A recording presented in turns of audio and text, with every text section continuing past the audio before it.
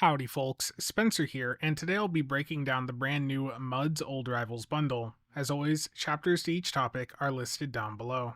Starting with the basics, this bundle is dropping today, January 7th on PC, no word yet on when it will drop on console. Pricing wise, there will be an introductory sale of 50% from today up through the 12th for both the Choice and Mega packs. This will take the Choice pack down to 14,750 Zen and the Mega to 25,000. Contents-wise, the three ships you can get with this bundle are the Zindian Insectoid Olaen Heavy Strikewing Escort, the Sphere Builder Edoulg Science Vessel, and the Nakul Acheros Battlecruiser.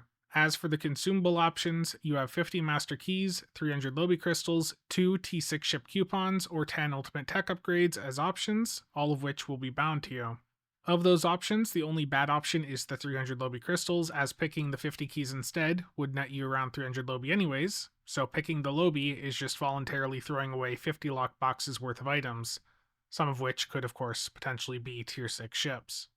And the blog does also list the cross-faction flying unlock as one of the potential choice options. Historically, with Muds bundles, we've seen that unlock just given away for purchasing the bundle, so I would imagine it's the same here. It would be odd for it to actually be a selection, so I'm just going to assume that it's just a perk for buying the bundle. And realistically, if you're spending 150 to 250 bucks on a bundle in this game, you probably already have the cross-faction flying unlock on your account. And heading over to the ships, I'll be going through these one by one. Again, timestamps are down below if you want to skip to a specific ship. And yes, these are older ships. The Olaen is a lockbox ship from 2015, the Edoulg a Lobby ship from 2016, and the Acheros is another lockbox ship from 2016. But just because these ships are old doesn't automatically mean that they're bad. And starting with the Olaen, this is a ship that some of you may have seen in the game. Again, it's been here for quite a while. This has a hull modifier of 1.1, shield mod of 1.15. It's got pretty good mobility stats, 14.5 turn rate, 0.18 in impulse, and then 60 inertia. For the power bonuses, 10 to weapons, and then 5 to shields and ox. For the bridge officer setup, it's got a commander tack with no specialization on it. Again, being an older ship, it is from a time period where lockbox ships did not always have a commander spec seat on them. Then you've got a Lieutenant Commander Psi with command, so this could still do Suppression Barrage, Concentrate Firepower, Call Emergency Artillery if you wanted, though you would have to give up your Gravwell 1 in order to do that. Then you've got a Lieutenant to Universal, a Lieutenant Tack with Pilot, and then a Lieutenant Engineer. It's not the best bridge officer setup, but it is still something that you could make work for any content the game has. For the weapon setup, it has a 4-3 setup with the ability to also run an experimental weapon, and given it is an escort, it can of course run dual heavy cannons. It does have a hangar bay. It has 2 device slots, and console-wise, 5 tack, 3 Eng, and 3 psi. And heading over to the accessories, while this ship does have an experimental weapon slot, it was introduced before experimental weapon slots were put into the game, so there is no unique experimental on this. You just get the stock default one, which isn't really that good. Now for the starship trait, this is Council of Thought, and what this does is for each ally within 10 kilometers, you'll gain 1 stack of Council of Thought, and you can have up to 10 stacks maximum. And each stack will grant you +5 all damage resistance rating and +2% defense. So you're looking at 50 all damage resistance and 20% defense. In the current state of the game, that's not really worth slotting. And the universal console here is Infectious Biomatter. This is unfortunately locked to Zindi ships, so even if it is good, you're not going to be able to use it on most of your other ships unless they happen to be Zindi. Then you've got +17.8 physical and kinetic damage resistance rating. For the passive, that really isn't that much by modern standards. For the clicky, this is going to put a debuff and damage over time on foe, and that can spread to other nearby foes. So it's got a 180-degree targeting arc. When you hit it, it's going to immediately do some plasma damage, and then it's going to apply Biomatter Swarm for 15 seconds, and this will put a plasma dot on them. It will then debuff their impulse and turn rate, and it will disable their ability to cloak. And it's going to attempt to spread to 1 additional foe within 5 kilometers of primary target every 3 seconds for 15 seconds. So I don't know what the damage is on this, but given that it's locked to the Cindy ship, it's not really going to matter because you're not going to be able to put it on most of your other ships. So for the Olaen, it's not a bad ship. There are clearly better Strikewing escorts out there nowadays, including some in the C-Store. but if you wanted to fly this, it is still good enough that you could put an effective endgame build on it. But the accessories on it are nothing notable, so if you don't care about the ship, then this would be an easy one for you to skip over. And next up is the Sphere Builder Edoulg Science Vessel from the Lobby store. Of the 3 ship options in this bundle, this is the cheapest to obtain through traditional gameplay, as Lobby ships are often around 200 million EC on the PC exchange.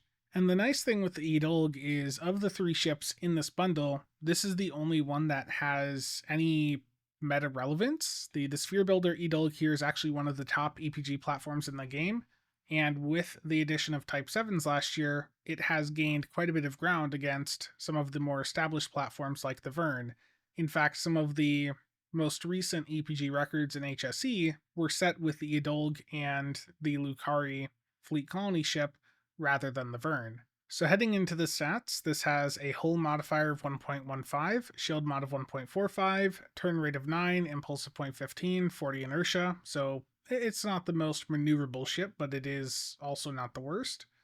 For the power bonuses, 5 to weapons and shields, 10 to auxiliary. And for the bridge officer setup, you have a Commander Psi with a Temporal Operative, which is highly desired for science builds, a Lieutenant Commander Universal, a Lieutenant Commander TAC, and historically, having the non-Psi seating on Psi ships was not very desirable. That's why the Vern was so popular for so long. But over the past couple of years, we've seen the Revolutionary 2-piece come in, and people are using the trade-off of the legendary Talis, Assault Formation Theta, with that. And if you're wanting to use that on a science build, you need to be able to slot Attack Pattern Omega, which the Sphere Builder is able to do. And then there is a Lieutenant Engineer with Intel on it, so the engineering seat isn't really desirable, but the Intel more than makes up for it. You can run some uncons there, and more importantly, you can run override subsystem safeties too to get some more aux power. And then you have an Ensign Science. So all around, with the current meta, this is a very, very capable science platform with this bridge officer layout. For the weapons, you've got a 4-2 setup here, and it does have a hangar bay on it, so if you want to put Type 7s on, that's going to bring in some more debuff to enable your science abilities and consoles to do more damage. It has 3 device slots, console-wise, 4 TAC, 2 Ing, and 5 Psi.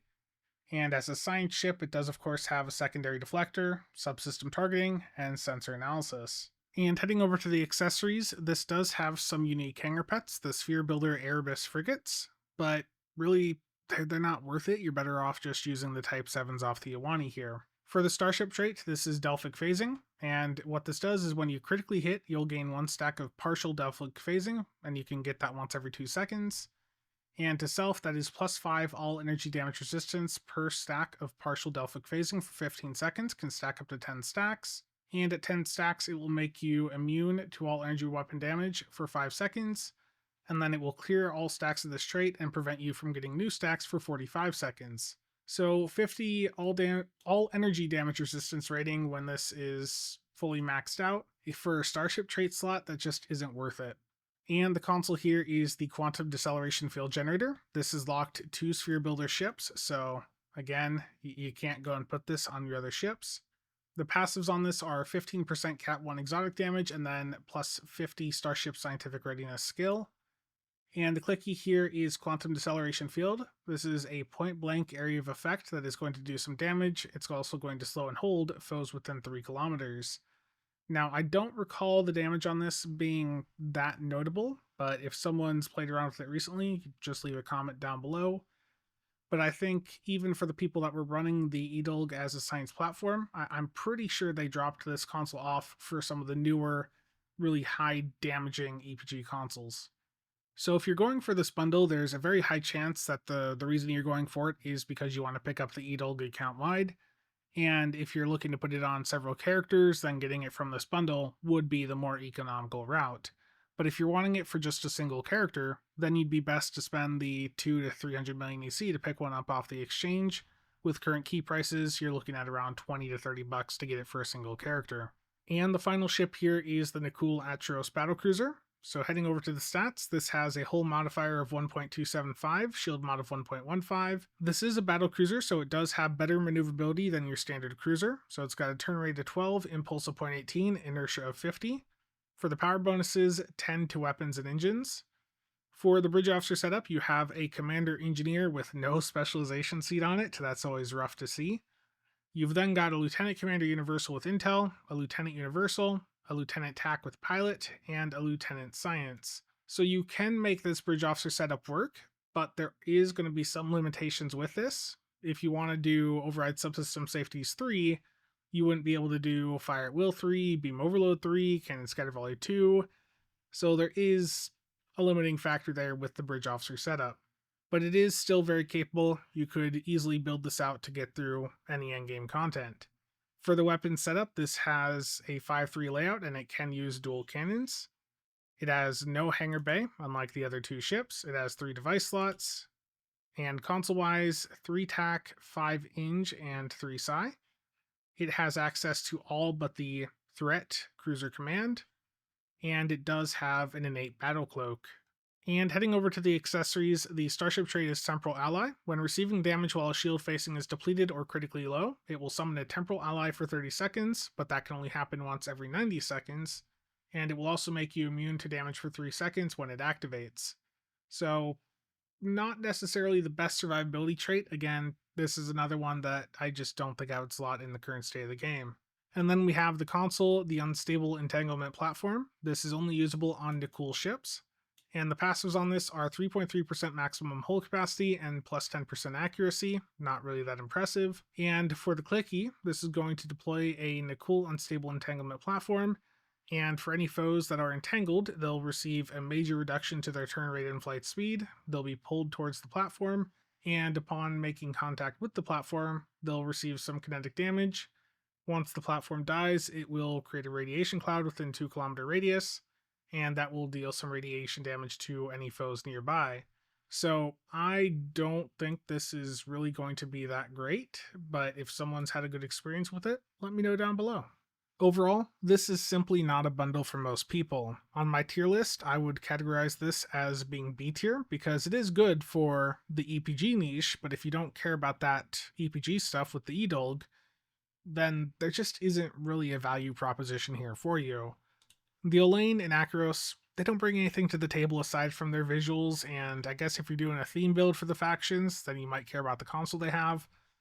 But if that's not you and you don't care about EPG, then you're best to just save your money for the upcoming 15th anniversary bundle, which is expected in probably 4 to 5 weeks.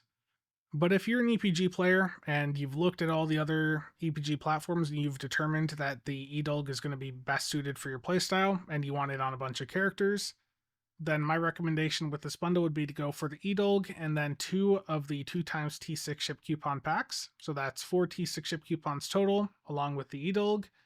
That's 5 ships for $150. Not necessarily the best value proposition in the game, but that's the best performance value you're going to be able to extract from this bundle.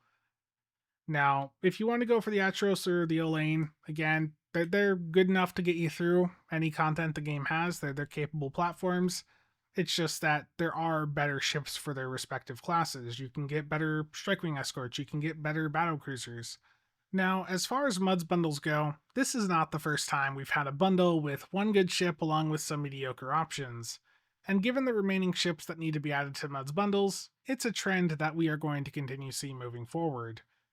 But that is pretty much it for today. Again, it's a niche bundle that isn't going to be relevant to most people, but for those interested in these ships, they're going to be happy to have it. So let me know down below what you guys think of it, and I'd also be curious to hear what other older premium ships you guys want to see added to MUDs next. Again, thank you to all channel members and viewers for the continued support. See you guys around.